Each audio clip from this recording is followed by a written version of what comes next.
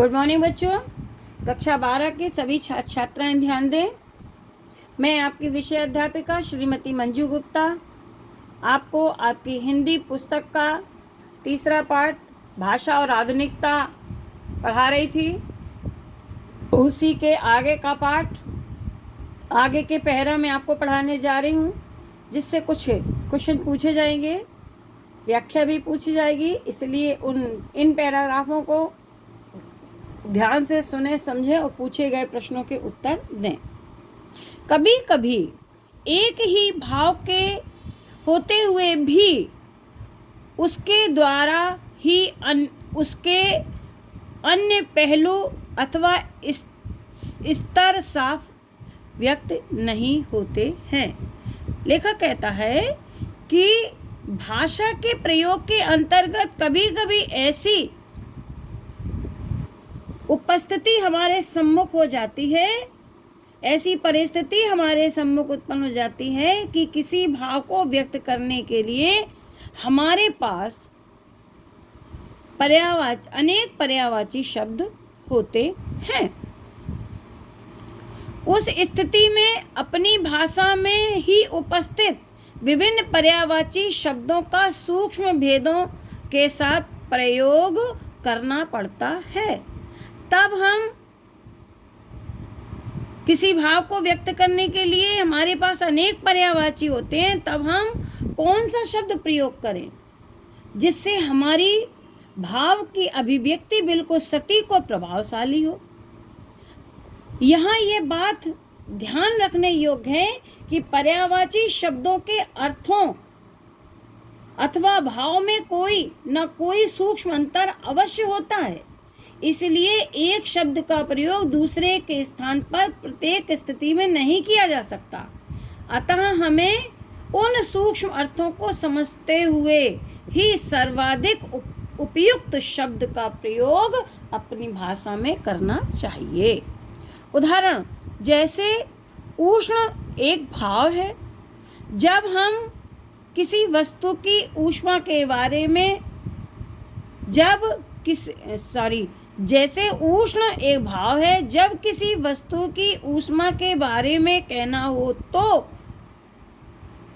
उसे ऊष्मा कहते हैं और परिणाम के संदर्भ में उसी को हम ताप कहते हैं। वस्तुतः अपनी मूल भाषा में उष्ण ऊष्मा ताप में उतना अंतर नहीं जितना अब समझा जाता है। लेखक कहता है कि गर्मी के लिए गर्म के लिए हम उष्ण कह देते हैं, बहुत उष्ण है, बहुत गर्म है। बहुत ऊष्मा को कह देते हैं तो उसको भी गर्म कहते हैं, ताप होते तो भी उसको भी गर्म करते हैं। लेकिन इन तीनों शब्दों को गर्माहट के भाव व्यक्त होते हैं, किंतु जब उनका एक दूसरे स्थान पर प्रयोग नहीं कर सकते किंतु हम उसका एक दूसरे स्थान पर प्रयोग नहीं कर सकते हैं। जब किसी गर्माहट के भाव को व्यक्त करना हो तो हम उसे ऊष्मा कहते हैं, किंतु जब गर्माहट के परिणाम की बात करते हैं तो हम उसे ताप कहते हैं। उष्ण एक भाव है जिससे विभिन्न परिस्थितियों के भाव को व्यक्त करने के लिए ऊष्मा, ताप आदि शब्दों का प्रयोग किया जाता है। पहले अभ्यास की कमी के कारण जो शब्द कुछ कटु या विपरीत प्रतीत हो सकते हैं। पहले अभ्यास की कमी के कारण जो शब्द कुछ कटु या विपरीत से प्रतीत हो सकते हैं वे कालांतर में मामूली शब्द बनकर सर्वप्रचलित हो जाते हैं। लेखक कहता है कि जब हम किन्हीं शब्दों के प्रयोग के अभ्यस्त नहीं होते तो हमें आरंभ में उनका प्रयोग बड़ा अटपटा और कड़वा और कभी कभी तो हम उसे अपने भाव को व्यक्त करने के विपरीत समझने लगते हैं, जबकि वास्तव में उस शब्द का प्रयोग बिल्कुल ठीक होता है। जब हम शब्दों का अर्थ शब्दों के अर्थ को समझ लेते हैं, उसकी सूक्ष्मता को समझ लेते हैं, तब हमें उसका प्रयोग बड़ा आसान और सटीक लगने लगता है। और समय के अनुसार इस प्रकार कभी विशेष समझे जाने वाले शब्द आम बन जाते हैं और उसका सरलता से प्रयोग हम करने लगते हैं। अगला पैरा देखिए बच्चों, ये इम्पोर्टेंट पैरा है।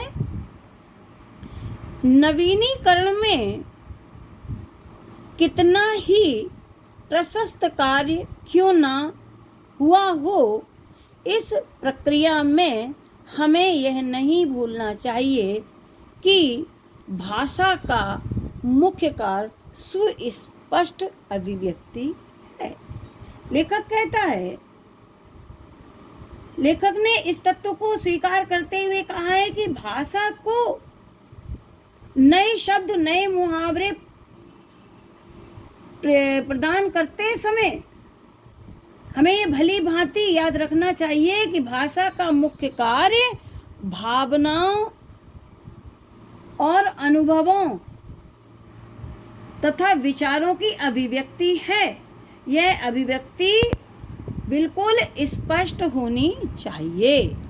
यदि सुस्पष्टता माने भाव की स्पष्टता एवं निर्दिष्टता माने भाषा के निर्देशन की क्षमता, यदि सुस्पष्टता एवं निर्दिष्टता से कोई भी भाषा वंचित रहे तो वह चिरकाल तक जीवित नहीं रह सकती। यहाँ अंडरलाइन करेंगे, यहाँ से, यदि सुस्पष्टता निर्दिष्टता से कोई भी भाषा वंचित रहे तो वे चिरकाल तक जीवित नहीं रह सकती है। नए शब्दों के निर्माण के लिए यह बात सोचनी चाहिए। लेखक कहता है कि यदि किसी भाषा में सुस्पष्टता माने स्पष्टता का गुण नहीं है एवं निर्दिष्टता अथवा भाषा को निर्देशित करने की क्षमता नहीं है, तो ऐसी भाषा बहुत समय तक जीवित नहीं रह सकती। अपनी बात को कहने के लिए हमें आवश्यकता अनुसार नए शब्द मुहावरे अपनी आवश्यकता अनुसार नए शब्द मुहावरे बनाते हैं और नए शब्दों की रचना करते समय हमें हठ एवं आग्रह को छोड़कर इस बात पर विचार करना चाहिए कि शब्द की मूल आत्मा क्या है। लेखक कहता है, यदि भाषा में सुस्पष्टता का गुण नहीं है, निर्देशन करने की निर्दिष्टता का गुण नहीं है, तो वह भाषा लंबे समय तक जीवित नहीं रह सकती है, उसका अस्तित्व समाप्त हो जाएगा। नए शब्दों के निर्माण के लिए यह बात सोचनी चाहिए,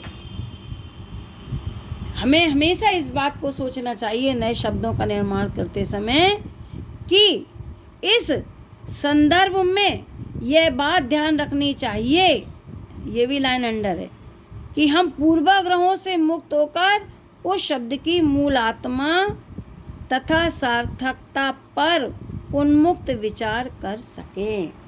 लेखक ने बताया कि नए शब्दों का निर्माण करते समय हमें यह बात हमेशा ध्यान रखनी चाहिए कि हम उसमें पूर्वाग्रह अर्थात हठ और आग्रह को छोड़कर उस शब्द की मूल आत्मा क्या है तथा उससे किस प्रकार का भाव स्पष्ट हो रहा है, इसी के साथ साथ उसके प्रयोग की सार्थकता और गंभीरता पर भी हमें विचार करना होगा। लेखक कहता है, अंग्रेजी भाषा शासकों की भाषा रही, क्योंकि हमारे देश में अंग्रेजों का शासन रहा है तो ये शासकों की भाषा रही है और भाव दास्ता की निशानी, और हमारा भाव दास्ता की निशानी रहा कि ये तो अंग्रेजों की भाषा है और हम उनके गुलाम हैं, तो हमारा भाव दास्ता का रहा। तो इससे हमें परतंत्रता की गंध आती है। और ऐसा सोचकर यदि हम नए शब्दों का निर्माण करने लग जाएं तो नुकसान हमारा होगा, अंग्रेजों का नहीं। उर्दू में प्रयुक्त, तो अगर हमें सोचे कि अब हम आज़ाद हो गए तो हम अंग्रेजी का प्रयोग नहीं करना चाहिए और उसकी जगह हम अपनी भाषा के नए नए शब्दों का निर्माण करने लग जाएं, तो हमारी भाषा की जो स्पष्टता है, जो सहजता है और स्वाभाविकता है, वह समाप्त हो जाएगी और हमारी भाषा बनावटी लग जाएगी। इससे अंग्रेजों का नुकसान नहीं होगा, वरन हमारी हिंदी का ही नुकसान होगा।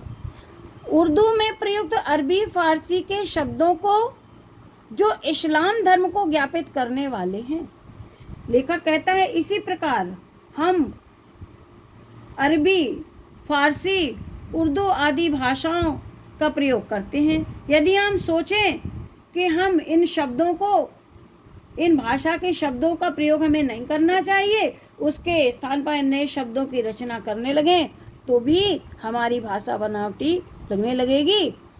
और हिंदी वाले इसको अगर त्यागना प्रारंभ कर दें तो हिंदी कैसी हो जाएगी? सहज भाषा न रखकर बनावटी भाषा लगने लगेगी, जिससे ना तो उर्दू का नुकसान होगा, ना अरबी का, ना फारसी का, ना ही अंग्रेजी का, वरन नुकसान तो हिंदी का हो जाएगा।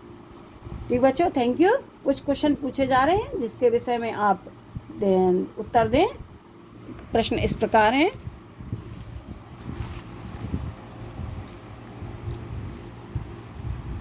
पहला है गद्यांश के पाठ व लेखक का नाम लिखिए। दूसरा है रेखांकित अंश की व्याख्या, आपको हमने समझा दी है। तीसरा प्रश्न है भाषा के प्रयोग के अंतर्गत कभी कभी हमारे सामने क्या स्थिति उत्पन्न हो जाती है। चौथा है नवीनीकरण की प्रक्रिया में हमें क्या नहीं भूलना चाहिए। पांचवा है कौन सी भाषा चिरकाल तक जीवित नहीं रह सकती। छठवां है कौन सी भाषा किसकी निशानी है। बच्चों, जब आप इसको पढ़ेंगे तो आपको इसके प्रश्नों के उत्तर मिल जाएंगे। आगे मैं कल पढ़ाऊंगी। Thank you.